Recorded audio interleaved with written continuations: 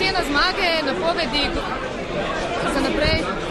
Ocenjevati zdaj zmago še ne moramo, ker je to še začasni rezultat, pa vendarle kaže na to, da bo očitno tudi končni rezultat v prid SD, kar je dokazilo, da konec konca tudi program nekaj velja in da tudi tisto, kar je bilo sporočeno iz tega programa, ljudje razumejo in podpirajo. Kaj lahko napoveste na gospodarskem področju? Napovedujejo se leta recesije, kako si... Nič ne bi posebej napovedoval, ker to ni čas za napovedovanje. Napoveduje se potem, ko se vsi tisti, ki se morajo usedejo za mizo, dogovorijo, pripravijo koalicijski sporazum. Če pa sprašujete o splošnih gospodarskih gibanjih, pa žal, saj na kratek rok ne vidimo, saj sam ne vidim tako dobrih priložnosti ali pa možnosti, kot so bile v preteklih letih, ne zgolj zaradi Slovenije same, ampak predvsem zaradi mednarodnih okoliščin. Jaz upam, da se bodo z koordiniranimi dejavnostmi v svetovnem gospodarstvu te situacije izboljšale in da bo tudi Slovenija seveda poleg lastnih naporov